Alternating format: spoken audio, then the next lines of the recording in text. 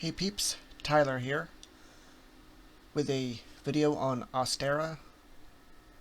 Ostara is one of the 8 witches' sabbats, and it is also known as the spring equinox, which this year, because of it being a leap year, is on the 19th of March. Disclaimer, I am only trying to talk about my own beliefs as well as some general information on Ostara, nothing more. Paganism in general, while a very broad term, is very nature-focused. Paganism is an umbrella term, like Christianity is, and under it you have all kind of denominations, if you will, like Wicca, as well as many others, but by and large paganism is generally very nature-focused, and many will try and attune themselves to the energetic cycles of nature and listen to what each season is trying to tell us, rather than working against the cycles of nature. However, this by no means is about all pagans, and this is also not a history lesson. Not all pagans celebrate Ostara, though many do, and this video is specifically about Ostara and spring as a season. As I am Wiccan and live in New Jersey, I observe the 8 sabbats on the wheel of the year. Some pagans observe all of them, some of them, some observe none of them, and instead celebrate other holidays and things in their culture and path. Also, Wicca has become a global phenomenon, and as such, many people tweak and adjust the sabbats as to better fit them with where they live, as climates and cultures differ. No matter where you live on the globe, nature is all around us, and you can adapt sabbat traditions and practices to suit your own life and environment. Many modern pagans embrace each season's unique energies into aspects of our own everyday lives. By honoring the wheel of the year, we get in tune with our connection to nature, so that as her cycles turn again and again, we're able to go with the flow and enjoy the ride. So, Ostara and spring. This is just a very brief video. Obviously, if you want to learn more, there is both the internet as well as many books, and I'm sure videos as well. Earth is reawakening in spring. Flowers start to grow and bloom again. Birds start chirping everywhere, some animals come out of hibernation, and some start mating, bees will buzz, pollen comes out to irritate all of us with allergies. Bless you. What better time to start new projects than as Earth is reawakening after a long winter? What better time to meditate, plan ahead, and reflect than during the previous introspective winter? But this is about spring and Ostara, the first day of spring. On Ostara, night and day are equal in length, just like at Mabon, the autumn equinox. However, unlike Mabon, which does the opposite, following Ostara the days will grow longer than the nights. And actually, what I just said isn't 100% true, about day and night being equal in length on the equinoxes. Those living closer to the equator will still see more daylight than darkness, while those farther away from the equator will see less daylight. Basically, it depends on where you live on the globe. Myself in New Jersey, I'm pretty close to even. Not 100%, but not far off. I saw sunrise and sunset on the weather on my phone, and on Ostara, apparently where I live, will have a few minutes more sunlight than nighttime, but not by much. So with that said, the most important aspect, therefore, of the equinox isn't really the amount of daylight and nighttime, but instead it's the moment when the sun hits its zenith, which is something that happens all over the world at the same time. It is one precise moment on a given day when the sun is perfectly lined up with the equator, no matter where on the globe you are. When this moment hits and it's spring, that is the moment when light and day begin their triumph over dark and night. It also has to do with the tilt of the earth, angle of the sun's rays, and it makes nature wake up for spring. Anyway, spring is a time of renewal, a time to plant seeds, both literally and metaphorically, as the earth once again comes to life. We decorate eggs as a symbol of hope, life, and fertility. We perform rituals to energize ourselves so that we can find the passion to live and grow.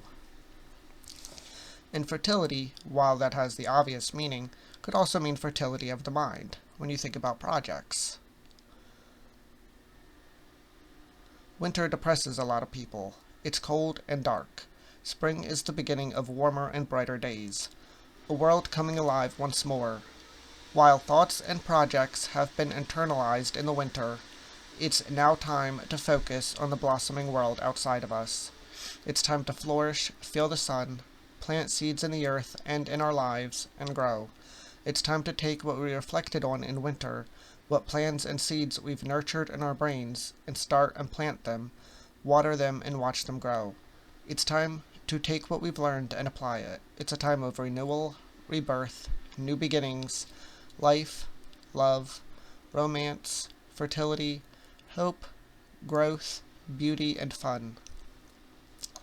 Ostara isn't just about chicks and bunnies, though I can see why they are associated with it, nor is it really about the goddess Ostara, who gives her name to this festival.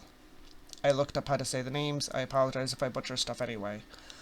While she is said to be a goddess of spring, fertility, and the dawn, there is apparently very little information about her. It's not even sure if she ever existed in the past. Most gods and goddesses have many stories surrounding them, but the same cannot be said for her. There is more information in this book, which I actually read for a second time in order to help with this video. I read it for the first time 5 years ago. Ostara, Rituals, Recipes, and Lore for the Spring Equinox by Carrie Connor. In fact, it looks like this Sabbath is the newest, most recent one. It's not that old, apparently, despite many, myself included before, thinking it was ancient. It's unlike the other Sabbaths, apparently. And while you can learn more in the book, despite all that, it doesn't mean you can't celebrate her, the goddess Ostara, as a symbol of spring anyway, if that is what you want to do. What she stands for is valid regardless. It's spring. Spring exists. Spring's a part of nature. And while Ostara itself, as we observe it today, might be newer, celebrating the spring equinox is not new. Why wouldn't people want to celebrate spring after the hard, cold, dark winter? Due to the Wheel of the Year mythos, where the god is born of Mother Earth, grows up, they become lovers, etc., at this time of year they are typically seen as both young and in love, with attention typically going to maiden goddesses and young virile male gods at this time of year, as well as those that embody the spirit of life and renewal, and those that are associated with spring, animals, rebirth, and hunting. So if you want to work with any deities for this time of year, those such deities would be appropriate.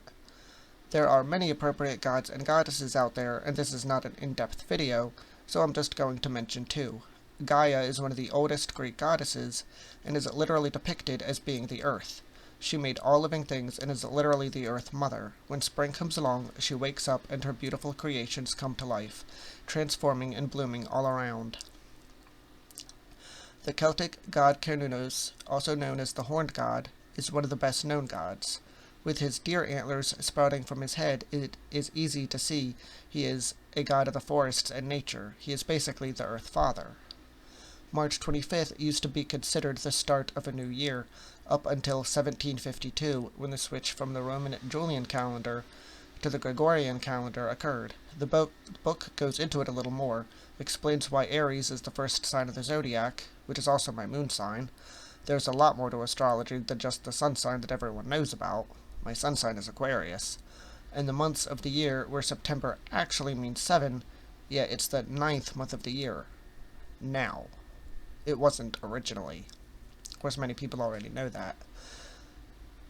But, if you didn't, to me the new year, starting with spring, just makes more sense. Winter is seen as reflective, introspective, quiet time. Spring is when stuff comes to life, blooms, grows, becomes active again, new beginnings, etc. It just makes sense to me, but us humans made up the calendar based on what the Earth and Sun do, regardless of our calendar.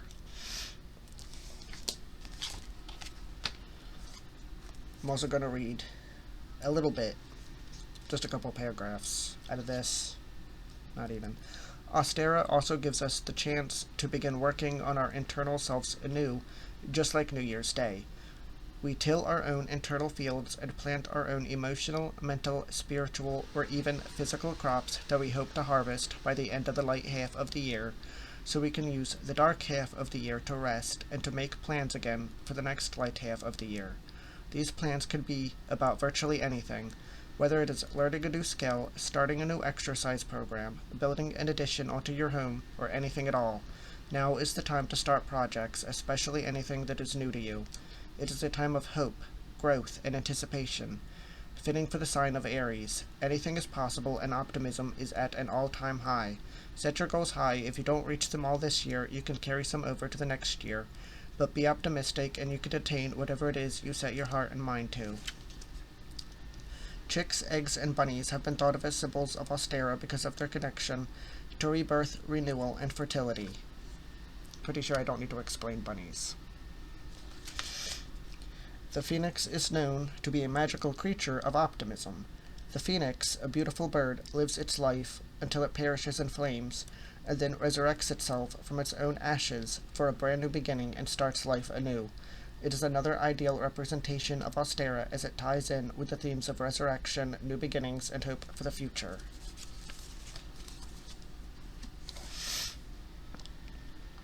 I actually forgot about the phoenix, so now I'm interested in phoenixes again.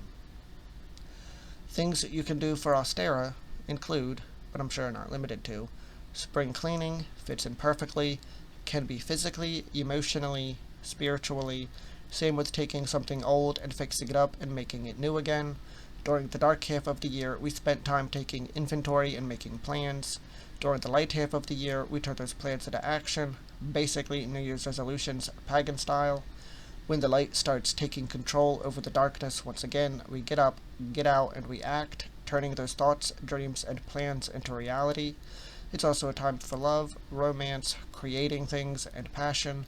You can interpret things however you please. My plans I've mentioned before, and I'm just getting started on them, so this is perfect. I am working on a novel, which is the big one. I've mentioned it in previous videos. I am also trying to make it a habit of meditating and learning the tarot, as well as practicing my spirituality Wicca. There is so much I want to learn and do, and I'm so excited to take on my goals. Seriously, since transitioning and getting top surgery last month, I feel ready to take on the world, now that I can do it as who I truly am. In the book, and I'm sure many others as well, it has ideas for stuff you could do for Ostara, and I'm sure you could look stuff up online as well for free, like spells, recipes and crafts, prayers, meditations and invocations, fun things to do, and rituals of celebration, as well as correspondences for Ostara. I'm sure you all have realized you could celebrate it pretty much how you celebrate Easter much of the time. Ostara could be celebrated much like Easter with things like eggs, chicks, bunnies, having fun, being outside, pastel colors and colors of the sun, like yellow, orange, green, because the earth itself is beginning to turn green, baby blue, white, violet, lavender, pink. There is an Ostara ritual in the book that I plan to do for Ostara, as well as other activities including painting, going outside. So that's a nutshell. Are you pagan or wanting to learn about paganism? I still feel like a baby pagan myself, despite not being new to it. Do you plan to celebrate Ostara or spring in general? Do you have any plans for the rest of the year that you'd like to work on? Like, comment, share, subscribe, hit the bell if you want to. Thank you for watching, and have a nice day.